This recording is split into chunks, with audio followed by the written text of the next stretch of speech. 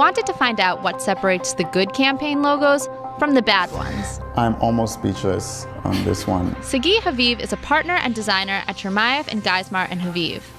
Seems like a fun place to work. You're probably familiar with their work.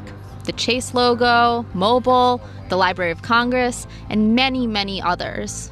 In general, what makes an effective logo? What it's meant to do is to help people remember you, for good or for bad. But a good, effective logo will be appropriate, simple, and memorable. Let's talk about Ted Cruz. What we can see, starting with the typography, is that there's a clear nod to tradition when he thinks about his strength with the far right and the religious conservative audience that he's very much vying for. But there's something extremely awkward about the cropping of that star. It's kind of a crippled star that is missing two of its limbs. It just is bad. What we look for is a magical moment where the image and the type are merged beautifully.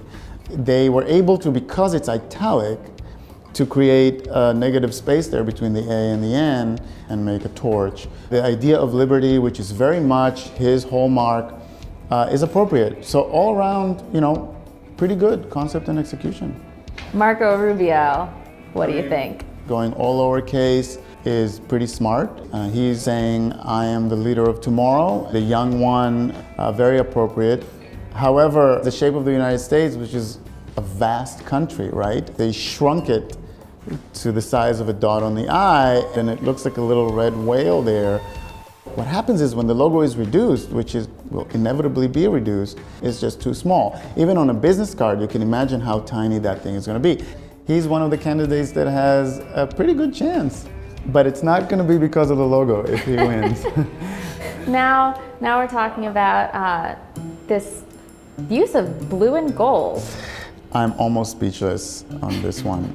I just don't know where to start. First of all, to pick the A of America instead of the C of Carson or something about his name.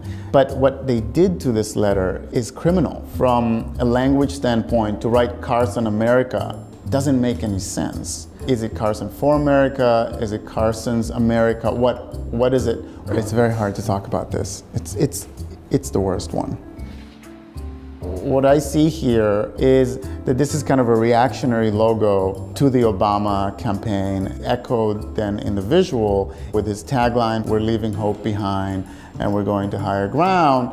But can you really go the distance with something that is just a reaction to someone else's legacy? To keep this thing going will be a mistake. So here we find a very thin face. So it's a modern face. It's a sans serif. There is a kind of lighter touch, which may be trying to play on something more feminine. It could be. I mean, she has a very forceful persona, so maybe balancing it out.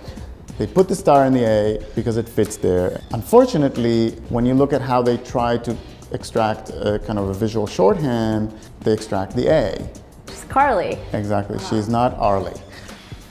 It's not a traditional serif with all the thicks and thins. It's more of a slab, what we call a slab serif, which is a little bolder, a little simpler. It combines tradition and modernity. And the fact that it's his first name, I just see it being on the door of like a kid's room. A little childish, or I think in this case, maybe friendly, which also explains why it's Bernie and not Sanders. It is kind of not intimidating as a mark. What are your thoughts on it? It's very bold. The choice of the H as being a sans serif, a bold sans serif, says I'm modern. And the arrow saying moving forward. We've seen arrows, even FedEx, which is a very famous logo, has a silent arrow there between the E and the X. The other thing about this mark is that very strategically, it is not her name. In 2007, she had a big Hillary. Now it's just the H. More of a symbol for a movement and not to focus on her personality or her name. There has been a shift.